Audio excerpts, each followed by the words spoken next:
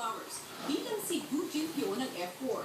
Ang karakter na talaga namang kinakiligan at kinabaliwan ng buong Pilipinas. Sinundan ito ng isa pang seryeng nagpakit sa lahat, ang Perfect Match. Hanggang sa sinubaybayan ang kanyang karakter bilang si Johnny sa action seryeng City Hunter. Dahil dito, tuluyan ang napalapit sa puso ng mga Pinoy si Lee Min-ho. Kaya nitong nakaraang Huwebes, dinumog ng mga tagahanga ang nai-Terminal 1 upang mailit na sulbungin ang Korean actor na dumating sa bansa sa tulong ng clothing line na Bench. The most exclusive, dito sa labas ang kanyang kauna-unahan at tanging one-on-one interview sa Pilipinas. The Buzz Exclusives! Annyeonghaseyo, Lee Min-ho. Welcome to the Philippines. Mabuhay. Yes, mabuhay. This is your first time to visit our country. How does it feel to meet your Filipino fans? Sa totoo lang, napakatagal ko nang hinihintay yung pagkakataon na ma-meet ko at makita ko yung mga fans ko dito sa Philippines. Talagang excited na ako makita silang lahat. To tell you the truth, malamig sa Korea right now. So, I wanted to go somewhere warm. So, dito sa Pilipinas, feeling ko nasa resort ako. Kaya natutuwa talaga ako. Actually, there were a lot of fans waiting at the airport. So, talagang nagpapasalamat ako sa kanilang lahat. Do you want to visit any places here in the Philippines? Have you heard any of the nice beaches here in our country? Cebu?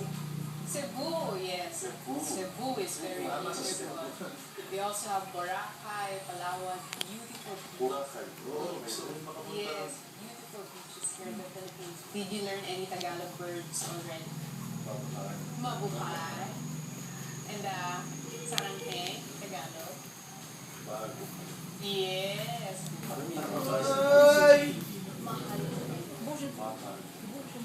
Sarangke. Anyway, let's talk about the reason why you visited here in the Philippines. Why are you here in our country? I'm here because Bench got me as an endorser for their products. And that is why I am here right now. How does it feel to be endorsing a Philippine brand? For me to endorse a Philippine brand is something that I am very proud of. Masayang-masaya ako. Napaka-special kasi nito. And I heard that Bench is a global brand. So malaking opportunity talaga yung para sa akin. Kaya naman napakasaya ko na kinuha nila akong endorser at nakapunta ako rito. Are you gonna grant some of your fans some pictures with you? Well, of course, I cannot take all the pictures for all the fans. Pero kung kakayanin ng time, I will really do my best para mapagbigyan siya nila. Gagawin ko lahat. I promise. I'm sure all of your Filipino fans are so excited to meet you in person. You're an actor / model. What do you like doing more? Being a model or an actor? Being a model and being an actor is very special to me. However, kung hindi dahil sa pagiging actor, hindi rin siguro ako mabibigyan ng chance na maging model. Pero natutuwa talaga ako na nakakapag-model ako. But at the same time, masayang-masaya ako dahil nakakapag-act pa rin ako. Because to tell you the truth, I feel very passionate about being an actor. At gusto ko talagang gumaling para sa mga fans ko. How do you handle the fame, the success, the popularity that you have right now? Hindi ko lang kinalilimutan na kaya ako dito sa harap nyo ngayon ay dahil sa success na nakuha ko dahil sa suporta ng lahat ng fans ko.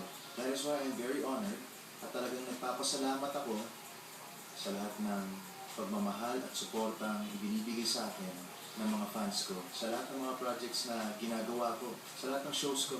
Kaya yung fame and yung success ay nakuha ko lamang because of the love of the fans. You're one of the most followed actors online, and you were recently crowned as the Facebook King. How do you feel about that? Of course, I'm very happy na marami akong followers on Facebook.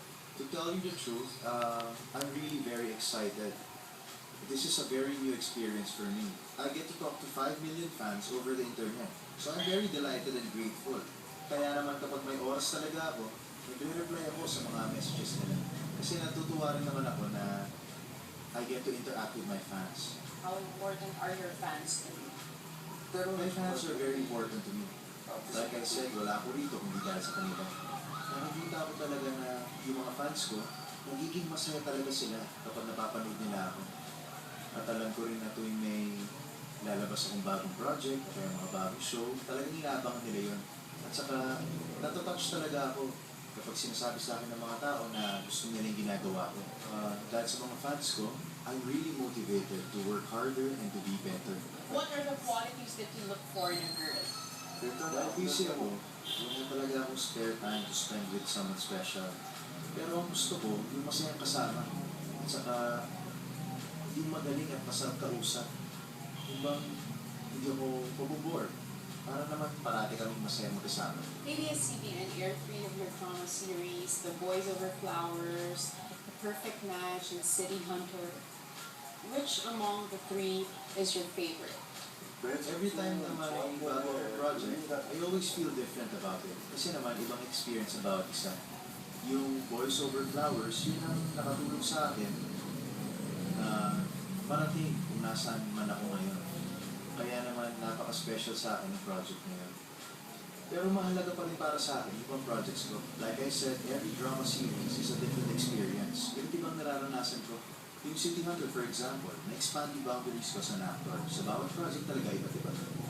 Would you like to invite your Filipino fans to watch your new series, Cop Fate, which is going to be aired here in ABS-CBN? Mabuhay! Ako po si Limin Ho. Abangan niyo po ang Great Doctor dito lamang sa ABS-CBN. Sigurado mag-enjoy kayong lahat. Marami pong salamat sa suporta ninyo. Thank you at mahal ko kayo. 감사합니다. This is a gift from ABS-CBN. And this is from me. This is from us. Thank you. 감사합니다. Thank you.